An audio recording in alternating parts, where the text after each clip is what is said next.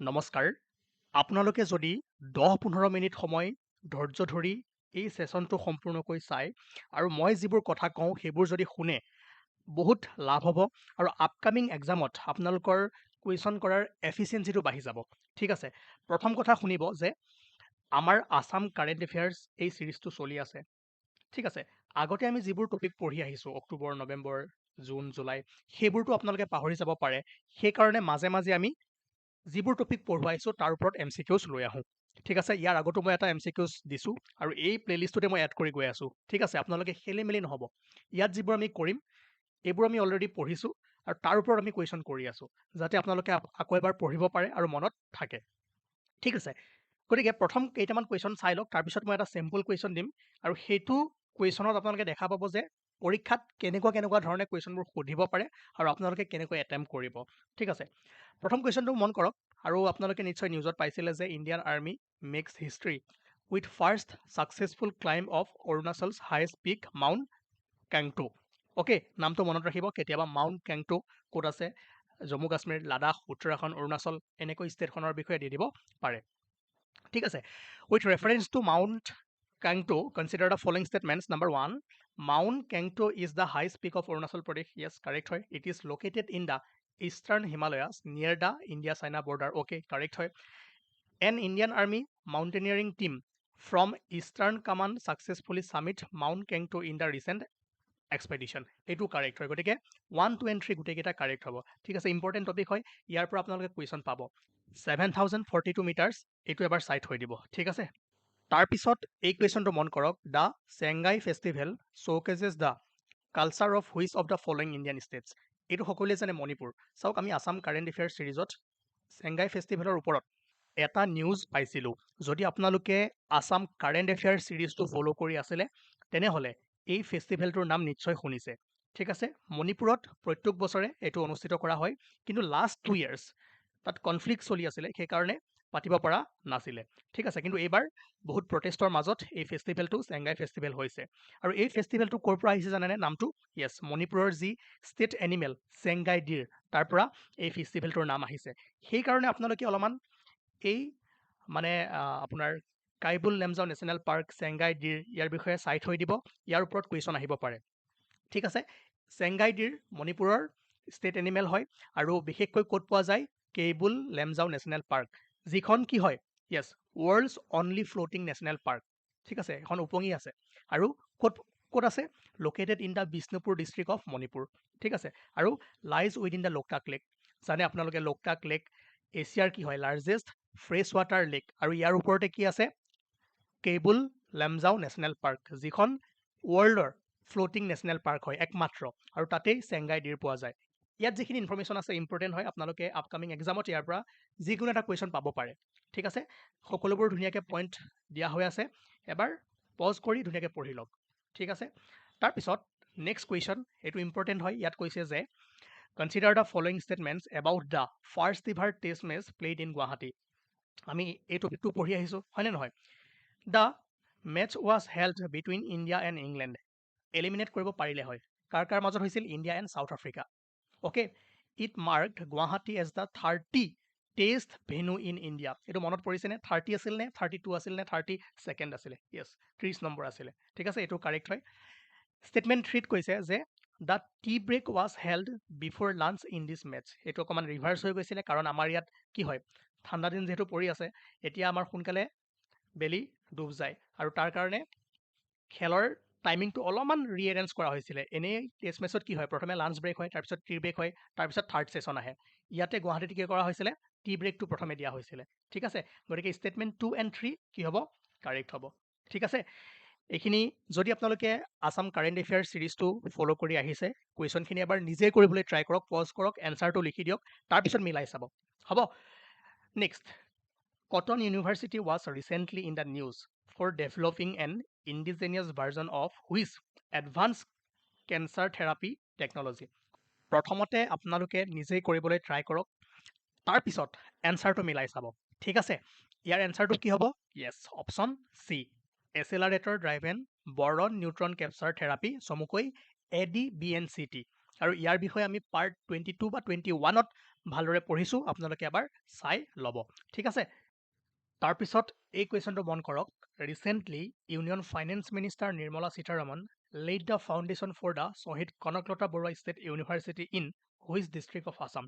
Simple question আপোনালোকে জানিব লাগিব ক'ত বিশ্বনাথত ঠিক আছে এতিয়া এটা বস্তু মন কৰিব এই টপিকটোৰ পৰা আৰু কিছুমান কুৱেশ্যন বনিব পাৰে প্ৰথমে এই কুৱেশ্যনটো চাই লওক হা তাৰপিছত আৰু মই দুটা কুৱেশ্যন দিম আৰু এইটো এটা চেম্পল হয় ইয়াৰ পৰা আপোনালোকে গম পাব যে পৰীক্ষাত কেনেকৈ কুৱেশ্যনবোৰ দিব পাৰে আৰু 50%এ কোনবোৰ ভুল কৰে এতিয়া এইটো একেবাৰে চিম্পল কুৱেশ্যন এই টপিকটোৰ পৰা এনেকৈ আহিব পাৰে এইটো মনত ৰাখিব লাগিব তাৰপিছত এই কুৱেশ্যনটো মন কৰক ইয়াত ষ্টেটমেণ্ট ওৱানটো জানে 2 নম্বৰত কি কৈছে Kanaklata Barua state university at Gohpur named after the iconic freedom fighter Kanaklata Barua এইটো কাৰেক্ট হয় 3 নম্বৰটো ইম্পৰ্টেণ্ট হয় মনত ৰাখক ইয়াত কি কৈছে যে the new university will B A technology driven innovation oriented institution focused on artificial intelligence advanced research and global academic collaboration ঠিক আছে এইটো ইম্পৰ্টেণ্ট পইণ্ট হয় এইটো মনত ৰাখক গতিকে 1 2 and 3 গোটেইকেইটা কি হ'ব কাৰেক্ট হ'ব ঠিক আছে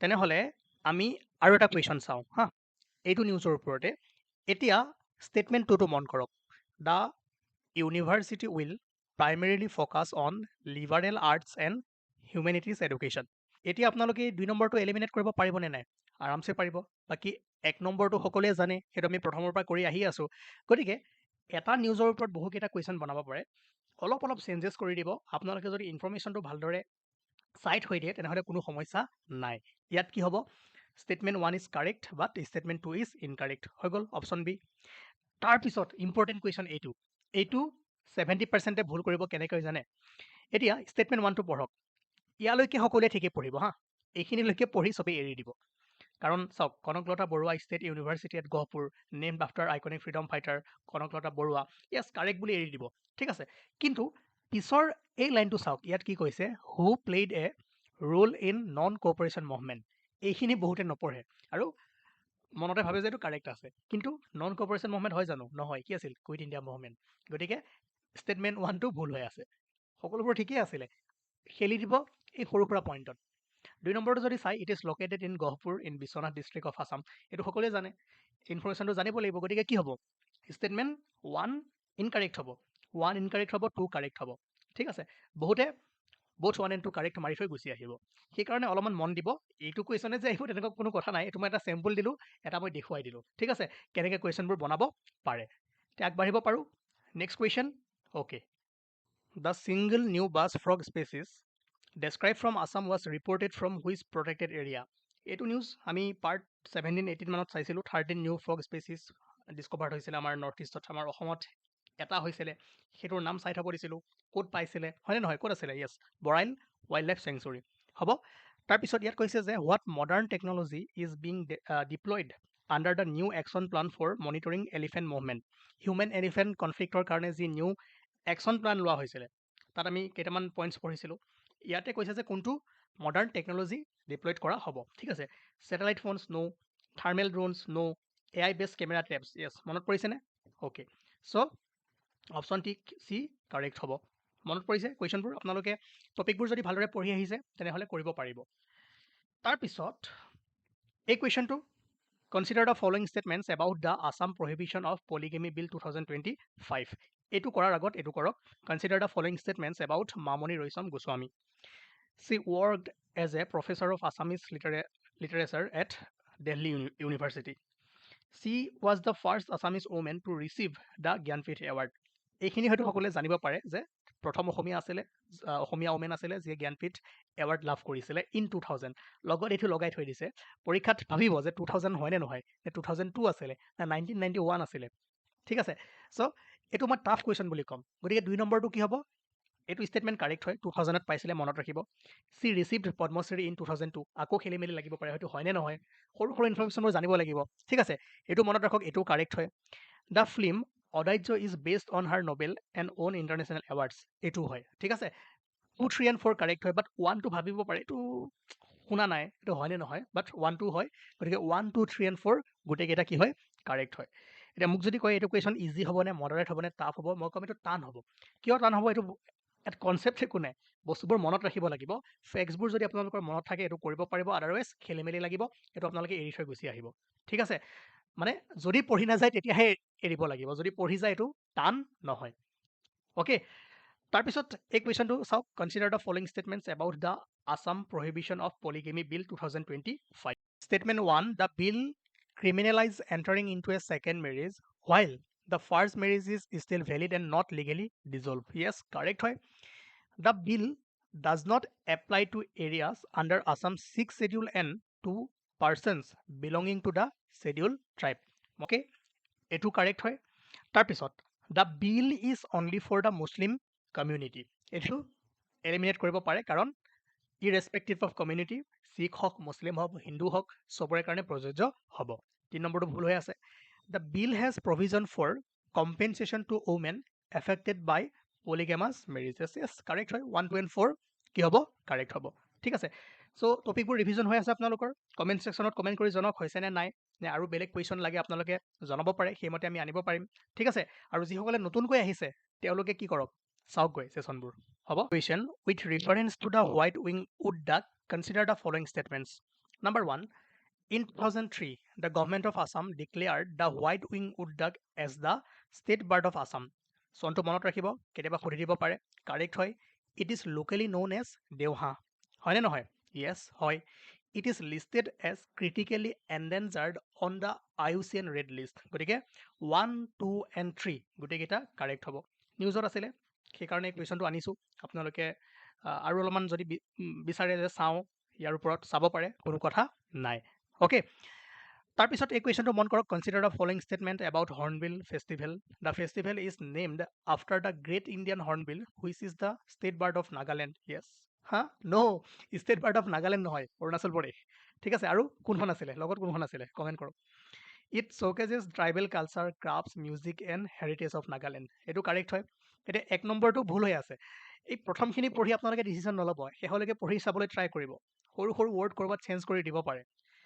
It is celebrated annually at Kisama Heritage Village. এইটো কাৰেক্ট হয়, গতিকে কি হ'ব, 2 and 3 কাৰেক্ট হ'ব। ঠিক আছে, তাৰপিছত এই কুৱেশ্যনটো মন কৰক, which of the following statements about Chandubi lake is R correct. Sandobi Lake is a natural lake located in Rafa Hasong Autonomous Council, Kamrup district. Okay, this lake was formed by the 12 June 1950 earthquake that hit Assam. 1950 নহয়, এইটো আপোনাৰ 1898 যিটো আৰ্থকুইক আহিছিলে তেতিয়া সৃষ্টি হৈছিলে। ঠিক আছে, the lake is situated at the foot of Garo Hills along the Assam Meghalaya border. Okay, correct হয়। The Chandubi festival is celebrated annually around this lake promoting local culture and eco tourism. So' 1, 3 and 4 কি হ'ব, কাৰেক্ট হ'ব। হ'ব, তাৰপিছত এটা question মই আপোনালোকৰ কাৰণে এৰিলোঁ, এইটো হোমৱৰ্ক, কুৱেশ্যন নম্বৰ 32। প্ৰত্যেকজনে পাৰিব এইটো কৰি কমেণ্ট ছেকশ্যনত কমেণ্ট কৰি জনাব। ঠিক আছে, চ' এনেকৈ আমি আছাম কাৰেণ্ট এফেয়াৰ্ছ যিবোৰ আমাৰ ছিৰিজটোত চলি আছে সেইবোৰতো আমি পাৰ্ট 25লৈকে দিছোঁৱেই। এইখিনিলৈকে যিমানখিনি কুৱেশ্যন আছিলে তাৰে 50% কুৱেশ্যন দিছোঁ, আৰু আছে বহুত কুৱেশ্যন আছে, কুৱেশ্যন বনিব পাৰে, কিন্তু আপোনালোকক ভাল ভাল টপিকবোৰেই দিয়া হৈ আছে। টপিকবোৰ পঢ়িলেও আপোনালোকে গম পাই যাব। ঠিক আছে, যাতে আপোনালোকৰ বস্তুবোৰ মনত থাকে, পাহৰি নাযায়, সেইকাৰণে মই কুৱেশ্যনবোৰ আনিছোঁ। লগতে সেই ছেশ্যনটোততো কুৱেশ্যন কিছুমান লগাই দিওঁৱেই, সেইবোৰ আপোনালোকে কৰিলে যিটো টপিক পঢ়ে সেই টপিকটোৰ ওপৰত অলপমান আপোনালোকৰ মানে কনফিডেঞ্চটো আহি যায়। কিন্তু তথাপিও যিবোৰ আমি আগতে পঢ়িছিলোঁ, বহুত আগতে পঢ়িছিলোঁ, 2 মাহ 3 মাহ আগত, সেইবোৰতো পাহৰিব পাৰে। সেইকাৰণে তাৰ ওপৰত কুৱেশ্যনবোৰ কৰোৱাই আছোঁ আৰু কৰোৱাই গৈ থাকিম। কিন্তু আপোনালোকে এই ছিৰিজটো ভালদৰে চাব লাগিব, ইয়াত বেছি ভালকৈ পাব। ঠিক আছে, যিসকলে প্ৰথমৰ পৰা ফ'ল' কৰি আছে তেওঁলোকৰ কোনো সমস্যা নাই। এইমাত্ৰ যিটো কুৱেশ্যন কৰিছিলোঁ ADBNCT আমি অলৰেডি পঢ়ি আহিছিলোঁ। ঠিক আছে, আৰু যিসকলে নতুনকৈ আহিছে তেওঁলোকে এবাৰ ছিৰিজটো প্ৰথমৰ পৰা ফ'ল' কৰক। এইটো ইম্পৰ্টেণ্ট ছিৰিজ হয় অসমৰ যিকোনো এক্সামৰ কাৰণে। আপোনালোকে আপকামিং জানুৱাৰী, ফেব্ৰুৱাৰী বা ডিচেম্বৰত যিবোৰ এক্সাম দিবলৈ গৈ আছে সকলোতে কি হ'ব, ইম্পৰ্টেণ্ট হ'ব। ঠিক আছে, আৰু কিবা জানিবৰ কাৰণে আপোনালোকে কণ্টেক্ট কৰিব পাৰে, Telegram group, WhatsApp group join কৰিব পাৰে, মই নাম্বাৰ দি থৈছোঁ, তাতো আপোনালোকে কণ্টেক্ট কৰি সকলোবোৰ গম পাব পাৰিব। এইটো আমি টেষ্ট ক্ৰিকেটৰ ওপৰত যিটো কুৱেশ্যন কৰিছিলোঁ গুৱাহাটী, ইনফৰ্মেশ্যনখিনি ইয়াতে আছে। ঠিক আছে, তাৰপিছত চাংগাই ফেষ্টিভেলৰ ওপৰত যিটো আমি কুৱেশ্যন কৰিছিলোঁ ইয়াতে আমি পঢ়িছিলোঁ। হ'ব, তাৰপিছত 13টা যি নিউ ফ্ৰগ স্পেচিছ পোৱা গৈছিলে সেইটো আমি পঢ়িছিলোঁ, বৰাইল ৱাইল্ড লাইফ চেঞ্চুৰী।